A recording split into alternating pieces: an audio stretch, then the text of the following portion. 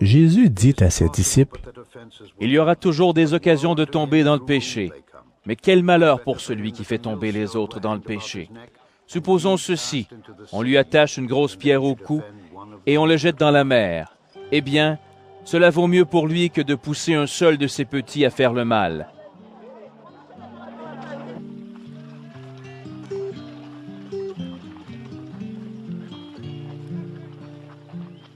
Faites attention. Si ton frère fait le mal, fais-lui des reproches. Et s'il le regrette, pardonne-lui. S'il te fait du mal 7 fois par jour, et si 7 fois par jour il revient te dire « Je regrette », tu lui pardonneras. Les apôtres disent au Seigneur, « Donne-nous une foi plus grande. » Le Seigneur répond, « Si votre foi est aussi petite qu'une graine, vous pouvez dire à cet arbre « Arrache tes racines d'ici et va te planter dans la mer. Il vous obéira. »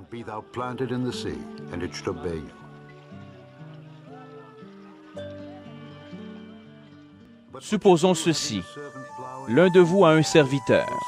Il laboure les champs ou il garde les troupeaux. Quand le serviteur revient des champs, vous ne lui dites pas « Va vite manger ». Au contraire, vous lui dites « Prépare mon repas ». Ensuite, change de vêtements, viens me servir pendant que je mange et que je bois. Après, tu mangeras et tu boiras à ton tour.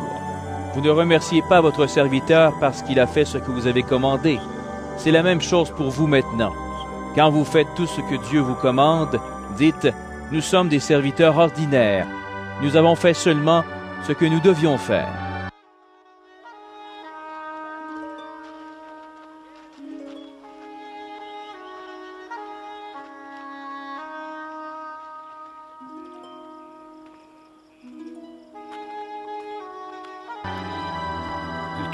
Jésus marche vers Jérusalem.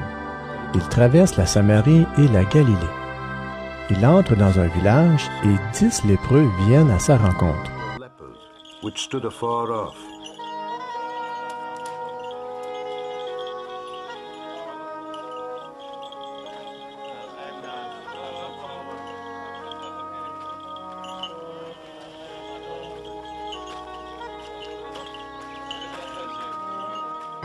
Ils restent assez loin de Jésus et ils se mettent à crier.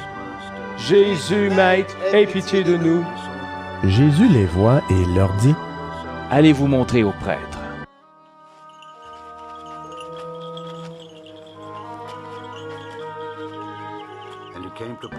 Pendant qu'ils y vont, ils sont guéris.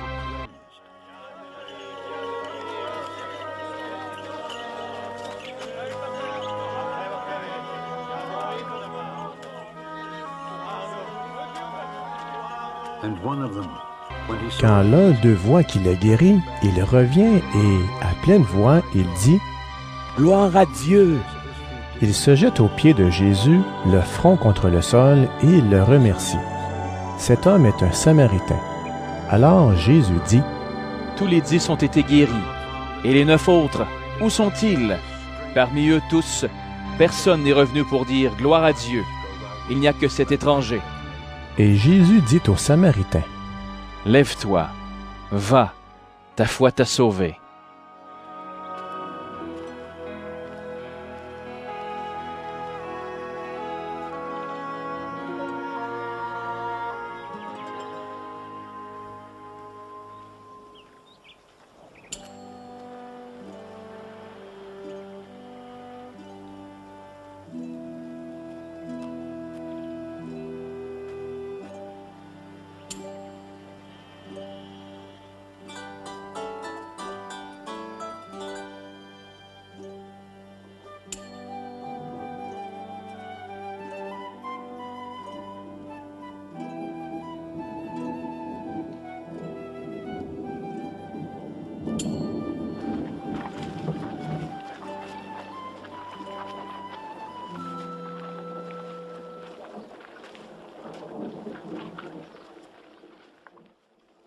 Les pharisiens demandent à Jésus, « Quand le royaume de Dieu va-t-il venir? » Il leur répond, « Le royaume de Dieu ne vient pas comme une chose qu'on voit.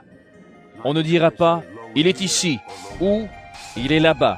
En effet, Le royaume de Dieu est au milieu de vous.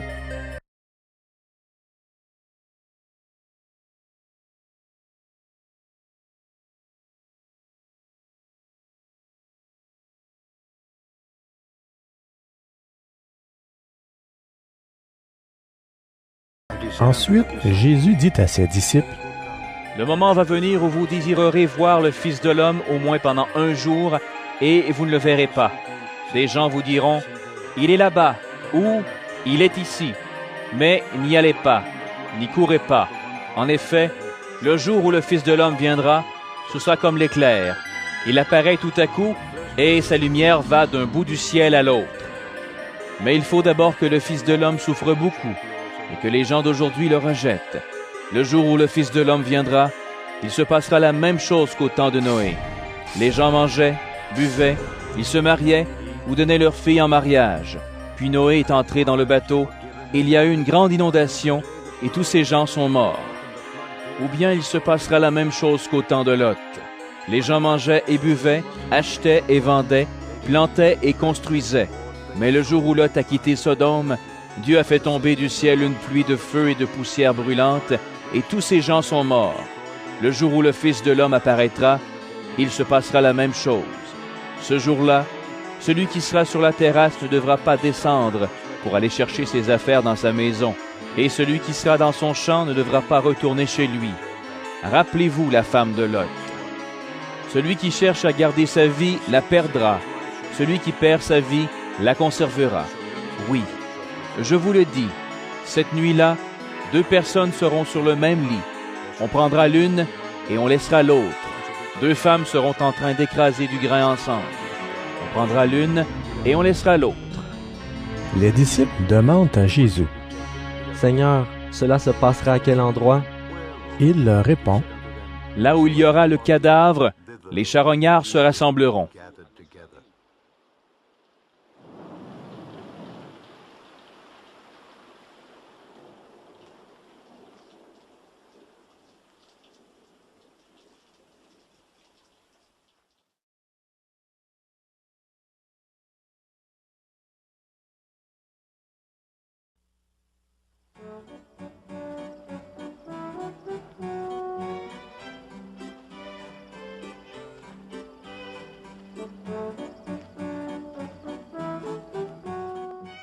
Jésus raconte une histoire aux disciples pour leur montrer ceci. Il faut toujours prier et ne pas se décourager. Il leur dit, Dans une ville, il y a un juge. Il ne respecte pas Dieu et il se moque des gens. Dans cette ville, il y a aussi une veuve. Souvent, elle va chez le juge pour lui dire « Fais-moi justice contre mon adversaire ». Pendant longtemps, le juge ne veut pas. Ensuite, il se dit « Je ne respecte pas Dieu et je me moque des gens. Mais cette veuve me fatigue. C'est pourquoi je vais lui faire justice. Alors, elle ne viendra plus m'ennuyer sans arrêt. » Le Seigneur ajoute, Écoutez bien ce qu'il dit, ce mauvais juge. Eh bien, est-ce que Dieu ne va pas faire justice à ses amis qui crient vers lui jour et nuit? Est-ce qu'il les fait attendre? Je vous le dis, il va leur faire justice bien vite.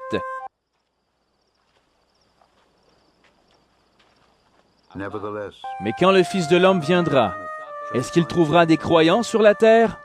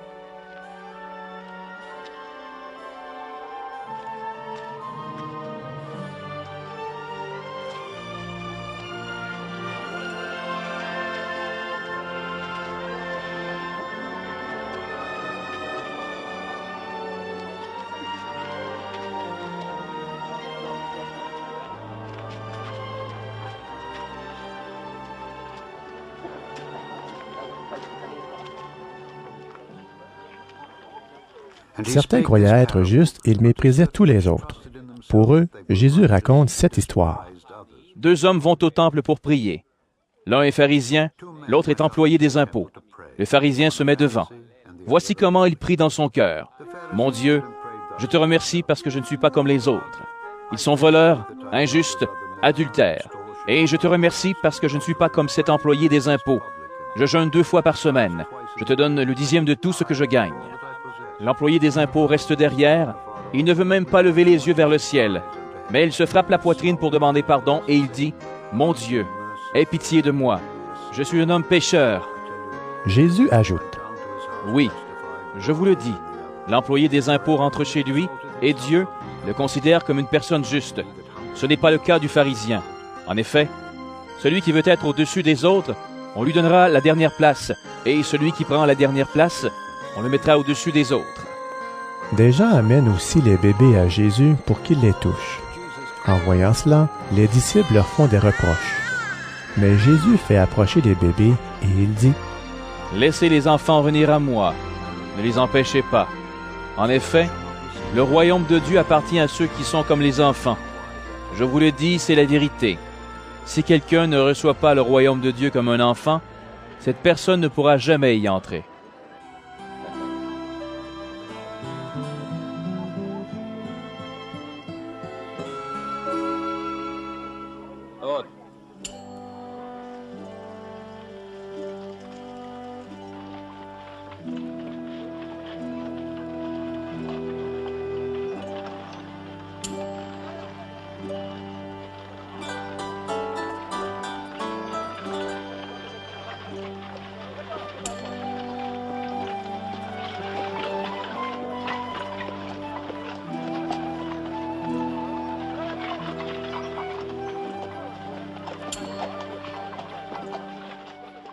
Un chef juif demande à Jésus, « Bon maître, qu'est-ce que je dois faire pour recevoir la vie avec Dieu pour toujours? » Jésus lui répond, « Pourquoi m'appelles-tu bon?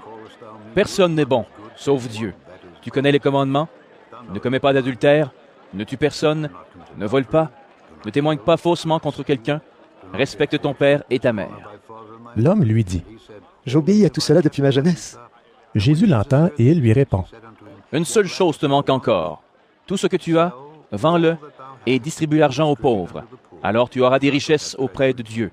Ensuite, viens et suis-moi. » Mais quand l'homme entend cela, il devient tout triste parce qu'il est très riche. Jésus voit que l'homme est triste et il dit, « Pour ceux qui ont des richesses, c'est vraiment difficile d'entrer dans le royaume de Dieu. Est-ce qu'un chameau peut passer facilement par le trou d'une aiguille?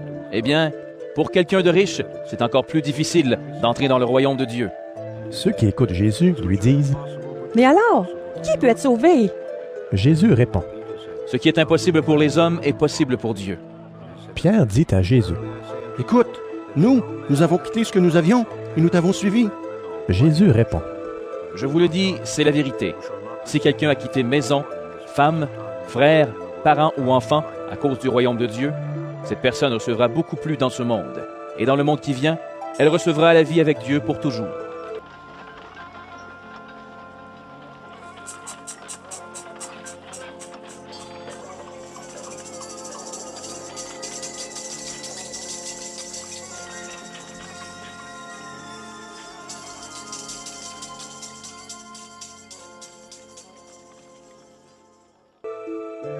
Jésus prend les 12 apôtres avec lui et il leur dit, « Écoutez,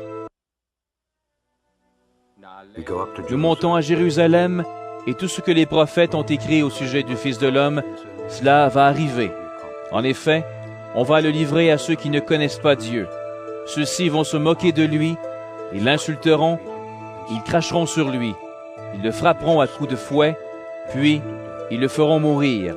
Et le 3e jour, il se relèvera de la mort. » Mais les disciples ne comprennent rien à cela. Pour eux, ces paroles ne sont pas claires et ils ne savent pas ce que Jésus veut dire.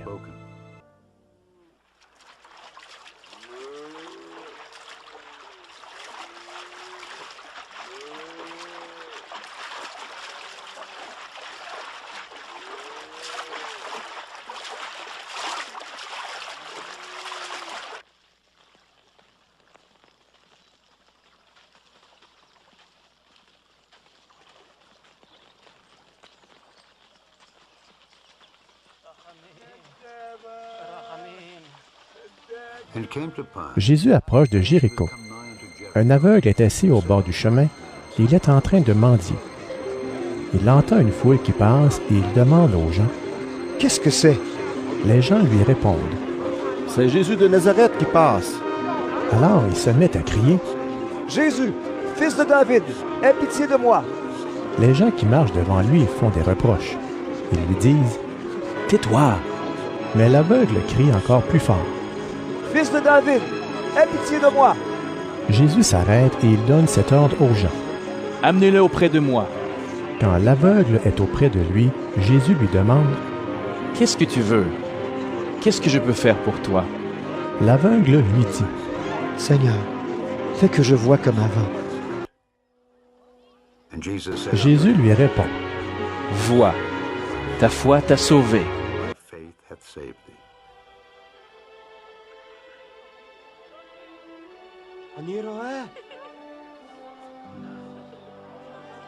Et aussitôt, l'aveugle voit comme avant. Il suit Jésus en disant. Gloire à Dieu. En voyant cela, tout le peuple chante la louange de Dieu.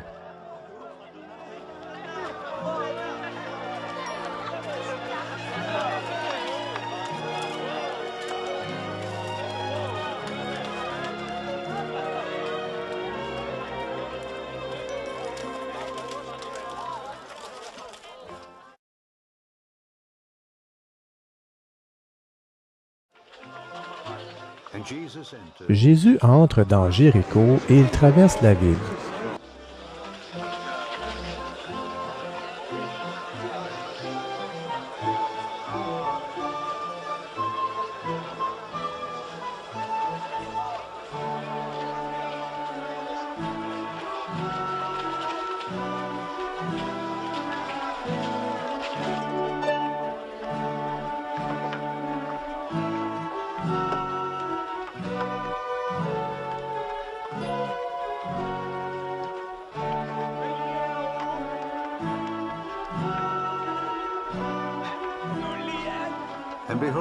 Là, il y a un homme appelé Zachée.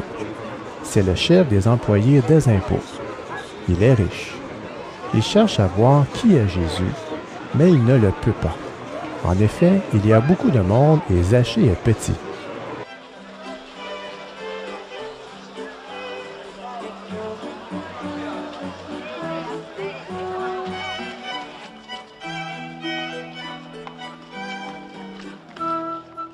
Il court devant et il monte sur un arbre pour voir Jésus qui va passer par là.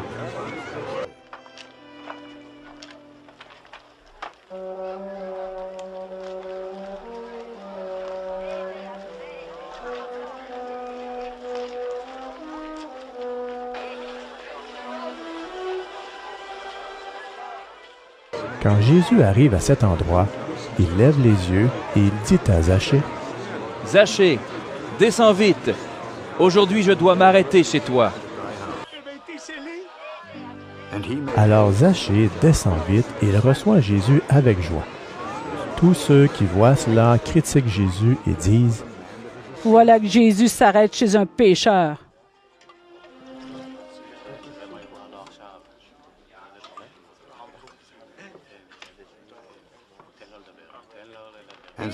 Mais Zachée, debout, dit au Seigneur, « Écoute, Seigneur, je vais donner la moitié de mes richesses aux pauvres, et si j'ai pris trop d'argent à quelqu'un, je vais lui rendre 4 fois plus. »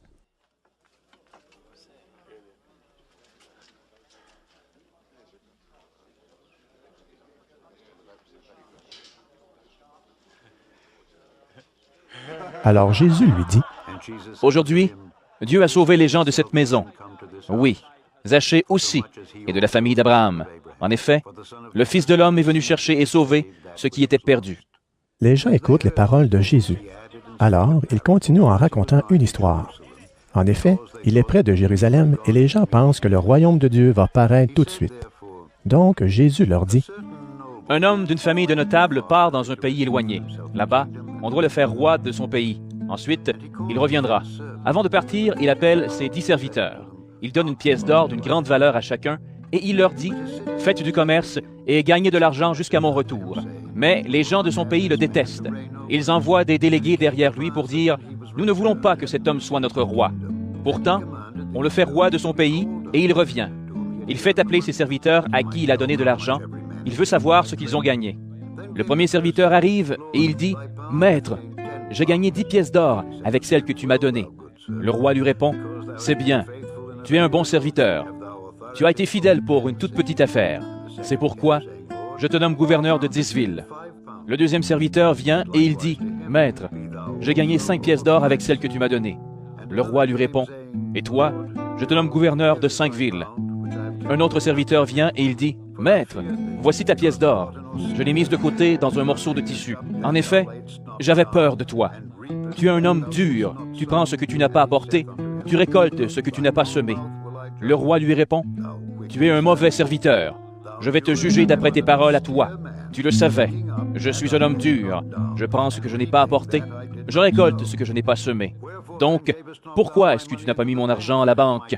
Ainsi, à mon retour, je pouvais reprendre l'argent avec les intérêts. » Ensuite, le roi dit à ceux qui sont là, « Enlevez-lui sa pièce d'or et donnez-la à celui qui en a 10. » Ils lui disent, « Maître, il a déjà 10 pièces. » Le roi répond, « Je vous le dis, celui qui a quelque chose, on lui donnera encore plus. Mais celui qui n'a rien, on lui enlèvera même le peu de choses qu'il a.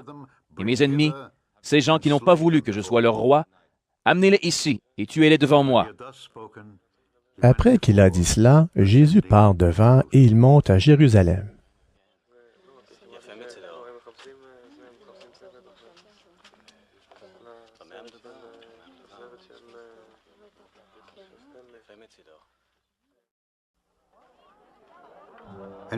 Jésus arrive près de Bethphagée et de Béthanie, vers la colline appelée Mont des Oliviers.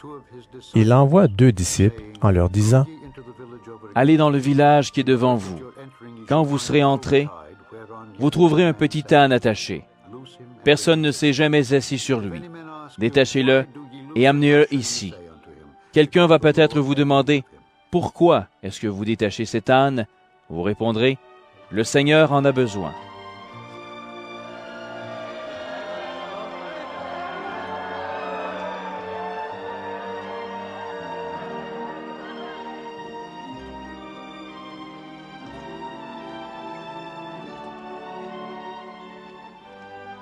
Les 2 disciples partent et ils trouvent les choses comme Jésus leur a dit.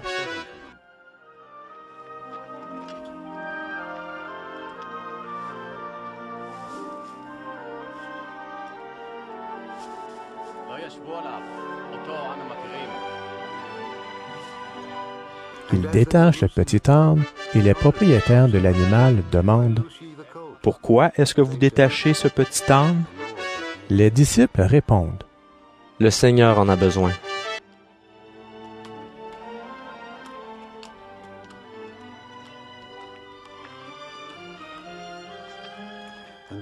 Ils amènent l'âne près de Jésus, ils mettent des vêtements sur l'âne et ils font monter Jésus dessus.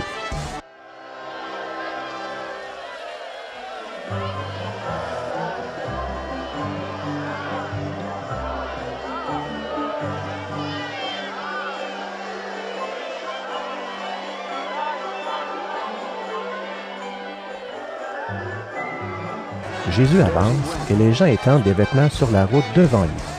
Jésus arrive sur le chemin qui descend du mont des Oliviers. Alors toute la foule des disciples est pleine de joie. Et ils se mettent à chanter la bonté de Dieu d'une voix forte. Oui, ils ont vu Jésus faire des choses extraordinaires. Ils disent « Que Dieu bénisse le roi qui vient en son nom. Paix dans le ciel et gloire à Dieu au plus haut des cieux. » Quelques pharisiens sont dans la foule. Ils disent à Jésus « Maître, fais taire tes disciples. » Jésus répond « Je vous le dis, si eux se taisent, les pierres crieront. »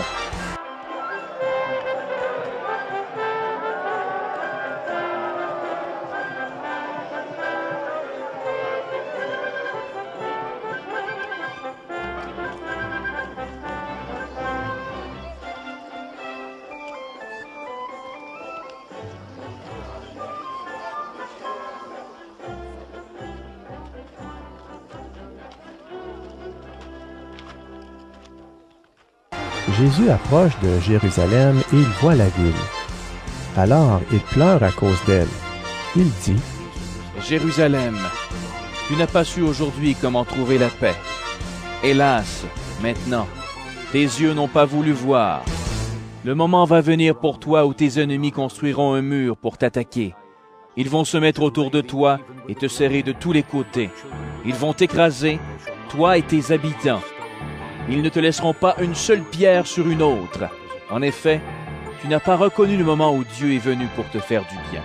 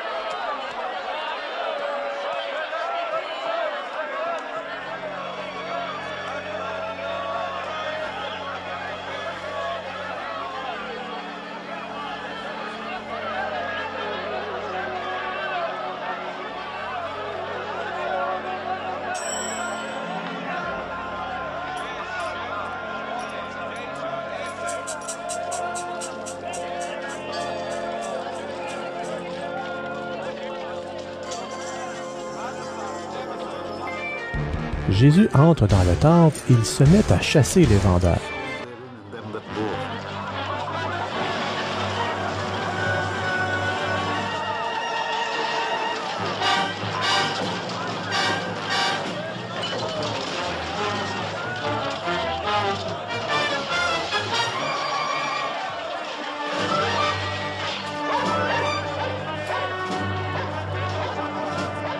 Il leur dit, « Dans les livres saints, Dieu a dit, « Ma maison sera une maison de prière. » Mais vous, vous en avez fait un abri pour les voleurs. »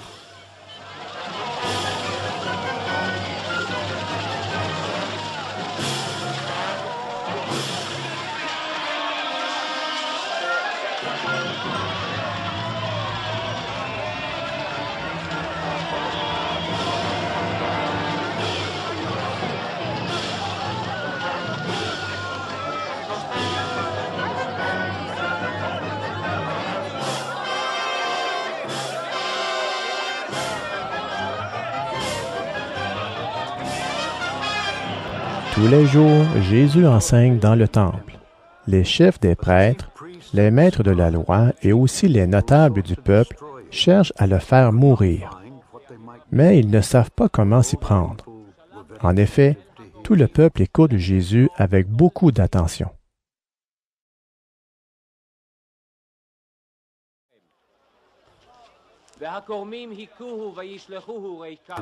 Jésus enseigne dans le temple et il annonce la bonne nouvelle aux gens. Un jour, les chefs des prêtres, les maîtres de la loi et les anciens arrivent.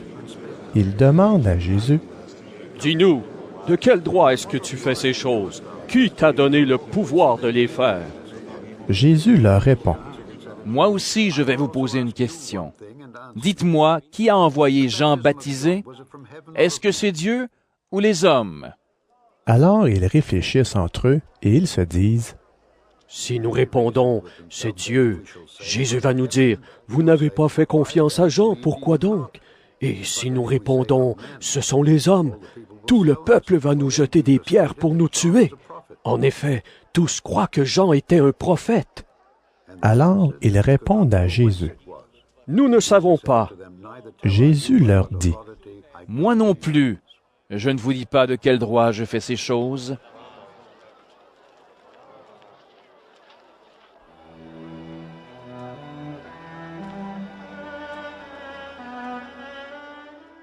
Ensuite, Jésus raconte cette histoire au peuple. Un homme plante une vigne. Il la confie à des vignerons et il part en voyage pour longtemps. Au moment de la récolte, il envoie un serviteur vers les vignerons pour aller chercher son raisin. Mais les vignerons frappent le serviteur et il le renvoie sans rien lui donner. Le propriétaire envoie un autre serviteur. Les vignerons le frappent, l'insultent et il le renvoie sans rien lui donner. Le propriétaire leur envoie un troisième serviteur. Les vignerons le blessent, lui aussi, et il le chasse. Alors le propriétaire de la vigne se dit, « Qu'est-ce que je vais faire? Je vais leur envoyer mon fils très aimé. Ils vont sans doute le respecter. » Mais quand les vignerons voient le fils, ils se disent entre eux, « C'est lui qui sera le propriétaire plus tard. Tuons-le, et la vigne sera à nous. » Ils le font sortir de la vigne, et ils le tuent. Jésus demande, « Qu'est-ce que le propriétaire de la vigne va faire? Il va venir, il va tuer les vignerons, et il donnera la vigne à d'autres. » En entendant cela, les gens disent, « Non, jamais! » Alors Jésus les regarde et il leur dit, « Que veut dire cette phrase du Livre saint? La pierre que les maçons ont rejetée est devenue la pierre principale de la maison. Tous ceux qui tombent sur cette pierre auront le corps brisé. Et si cette pierre tombe sur quelqu'un, elle l'écrasera. » Les maîtres de la loi et les chefs des prêtres comprennent que Jésus a raconté cette histoire contre eux. C'est pourquoi ils cherchent à l'arrêter tout de suite, mais ils ont peur du peuple. Alors ils surveillent Jésus et ils envoient vers lui des hommes qui font semblant d'être fidèles à Dieu. Ces gens-là veulent trouver des erreurs dans les paroles de Jésus. Ainsi, on pourra le livrer au gouverneur qui a pouvoir et autorité sur le pays. Il lui pose cette question. « Maître, nous le savons, tu dis et tu enseignes des choses justes. Tu ne regardes pas l'importance des gens, mais tu enseignes en toute vérité ce que Dieu nous demande de faire. Dis-nous, est-il permis ou non de payer l'impôt à l'empereur romain? » Mais Jésus comprend que c'est un piège et il leur dit, « Montrez-moi une pièce d'argent. Sur cette pièce, il y a l'image et le nom de quelqu'un. De qui donc? » Ils répondent, « De l'empereur. » Alors Jésus leur dit, « Eh bien, rendez à l'empereur ce qui est à l'empereur, et rendez à Dieu ce qui est à Dieu. » Le peuple écoute. Les maîtres de la loi et les chefs des prêtres ne peuvent pas trouver d'erreur dans les paroles de Jésus. Ils sont très étonnés de sa réponse et ils se taisent. Quelques Sadducéens s'approchent de Jésus. Les Sadducéens ne croient pas que les morts se relèveront. Ils posent cette question à Jésus. « Maître, Moïse a écrit pour nous dans la loi, « Un homme a un frère marié. Si ce frère meurt sans enfant, l'homme doit se marier avec la veuve. Ainsi, il donnera des enfants à son frère qui est mort. Eh bien, supposons ceci. Il y a donc 7 frères. Le premier se marie et il meurt sans enfant. Le deuxième se marie avec la veuve et il meurt sans enfant. Il arrive la même chose au troisième, et aux autres aussi. Les 7 frères meurent sans laisser d'enfants. Finalement, la femme meurt à son tour. Quand les morts se relèveront, elle sera la femme de qui? En effet, chacun des 7 frères a été son mari. » Jésus leur répond. « Dans ce monde, les hommes et les femmes se marient. Certains, Dieu les juge dignes de vivre dans le monde qui vient, et donc de se relever de la mort. Mais ces hommes et ces femmes ne se marient plus. En effet, ils ne peuvent plus mourir parce qu'ils sont comme les anges. Ils sont fils de Dieu parce que Dieu les a relevés de la mort. Et Moïse a montré clairement que les gens se réveillent de la mort. En effet, quand Moïse raconte l'histoire du buisson, il appelle le Seigneur le Dieu d'Abraham, le Dieu d'Isaac et le Dieu de Jacob. » Jésus ajoute, « Dieu n'est pas le Dieu des morts, mais il est le Dieu des vivants, parce que tous vivent pour lui. » Quelques maîtres de la loi disent à Jésus, « Maître, tu as bien parlé. » Et ils n'osent plus lui poser d'autres questions. Alors Jésus leur dit, « Les gens disent que le Messie est fils de David, mais comment peuvent-ils dire cela? En effet, dans le livre des psaumes, David lui-même dit, « Le Seigneur déclare à mon maître, viens t'asseoir à ma droite, je vais mettre tes ennemis sous tes pieds. Donc David appelle le Messie Maître. Alors, comment le Messie peut-il aussi être le fils de David? Tout le peuple écoute Jésus. Alors il dit à ses disciples, Attention, ne faites pas comme les maîtres de la loi. Ils aiment se promener avec de grands vêtements. Ils aiment qu'on les salue sur les places de la ville. Ils choisissent les premiers sièges dans les maisons de prière et les premières places dans les grands repas. Ils prennent aux veuves tout ce qu'elles ont et en même temps, ils font de longues prières pour faire semblant d'être bons. À cause de cela, Dieu les punira encore plus que les autres.